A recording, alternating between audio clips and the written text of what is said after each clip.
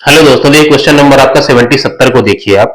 कोई दुकानदार 912 में एक पंखा बेचकर 14% का आपका लाभ कमाता है। ठीक है ना। एक एक को हम सॉल्व करते हैं। पंखे को पहले, एक पंखा बेचकर 14% का लाभ कमाता है। 14% का फ्रैक्शन क्या होगा? 14 बटे में आपका 100। इसको सॉल्व करिए तो कितना हो गया? 7 बटे में आपका 50। ठीक है ना। तो 50 का सामान 7 ज्यादा बढ़ा के बेच रहा है, तो मतलब 57 की वैल्यू आपको दी हुई है। जो विक्रय मूल्य है वो दिया हुआ है 912। ठीक है ना।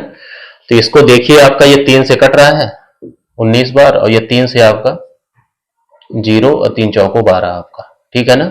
और ये 19 एक 19 आपका 16 बार में आपका 19 से कट जा रहा है। ठीक है ना। तो क्रय मूल्य कितना आएगा आपका? 50 गुणे आपका 16, जो पंखे का क्रय मूल्य कितना आया यहाँ पे आपका? 800। ठीक है ना। 16 पंचे आपका 80, मतलब 800 रुपए का पंखा था। 912 में वो बेच के 14% का प्रॉफिट वो बना रहा था। ठीक है ना। अब दूसरा क्या है? एक अन्य पंखा है जिसको 1012 में बेचने पर 8% की आपकी हानि हो रही है। ठीक है ना। तो 8% की हानि मतलब 8 बटे में आपका 100। इसको काटिए तो 4 दूनी 8 बटे में आपका 25। 25 का सामान 2 कम करके बेच रहा है, मतलब 23। ठीक है ना।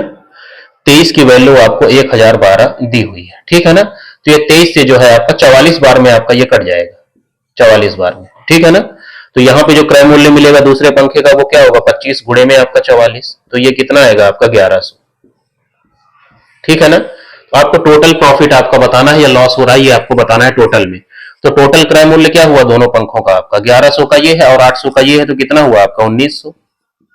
ठीक है ना। और टोटल विक्रय मूल्य क्या है आपका? देखिए विक्रय मूल्य क्या है? 1012 में आप 912 जोड़िए। ठीक है ना। 1012 में आप 912 आप जोड़ दीजिए, तो ये जो है आपका 1924 देखो आएगा। ठीक है ना। तो कितना हुआ? 1900 का सामान आपका 1924 में आपका दे रहा है, तो कितने का प्रॉफिट है आपका? 24 का। ठीक है ना। और क्रय मूल्य कितना है आपका? 1900 और गुणे में आपका 100। यही आपका प्रॉफिट परसेंटेज बनेगा। ठीक है ना। 0 से आपका 0 कट गया, तो 24 बटे 19 कितना हो जाएगा? 19 एक 19 और 5 बटे में आपका 19, तो एक सही 5 बटे 19% जो है आपका आंसर हो जाएगा। तो क्या होगा? ए पार्ट आपका आंसर हो जाएगा। ठीक है ना।